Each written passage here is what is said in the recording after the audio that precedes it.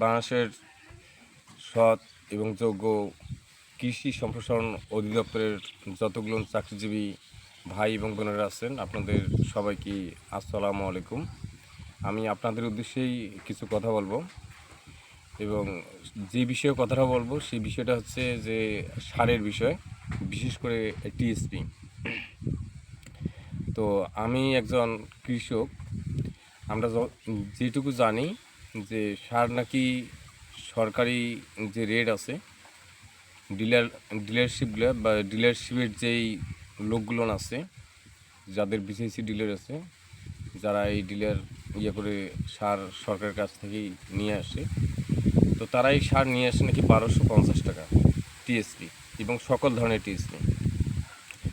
তো এই সার ডিলারে পৌঁছার পর যখন কোনো খুচরা বিক্রেতা বা কৃষক যখন ওই দোকান চলে যায়, তখন এই সার হয়ে যায় কোনো সার 2200 টাকা, কোনো সার 2000 টাকা, আবার কোনো সার 2500 টাকাও কোনো কোনো ক্ষেত্রে কেউ কেউ নেয়, সংকট দেখে। আবার 1700, 1600, 1750 টাকা 50 কেজি সার। তো এখন সরকার কৃষকের জন্য দিল 1250 টাকা, এবং এই কৃষকে আবার খাচ্ছে এই 1250 টাকা সার ডাবল দামে খাচ্ছে।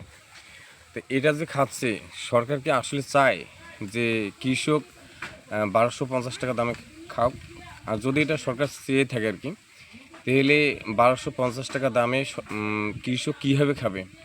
এর এই জন্য বা এই পদক্ষেপের জন্য সরকার কেন পদক্ষেপ নেয় না? সরকার যদি চাইতেন যে 1250 টাকা আমরা দিচ্ছি, এই 1250 টাকায় কৃষক খাবে, মাঝখানে কোনো আমলা এই টাকাগুলো অতিরিক্ত রেট ধরতে পারবে না। সরকার যদি একটু চাইতো তাহলে পাইতেন। তো আমরা যেটা দেখেছি, সরকার চাচ্ছে না চাচ্ছে আমরা জানি না, কিন্তু কৃষক এইটা ডাবল দামে খাচ্ছে। তো সরকার যদি চেয়ে থাকে যে আমরা চাই যে কৃষক এইটা 1250 টাকা দামে খাক, কিন্তু তারা এই জন্যে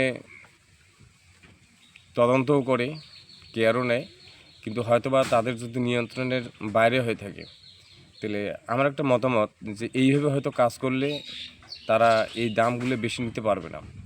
সেটা হচ্ছে যে প্রতিটি ডিলার পয়েন্টে যদি সরকারি অফিস থেকে তাদের ডিলার পয়েন্টে যদি সিসি ক্যামেরা সেট করতো, এবং উপজেলা থেকে সেই সিসি ক্যামেরা যদি মনিটরিং করা হতো, তারা সারগুলো তাদের ডিলার পয়েন্টে আনছে কি না, কৃষক যাচ্ছে কত দামে নিচ্ছে না নিচ্ছে, এবং যে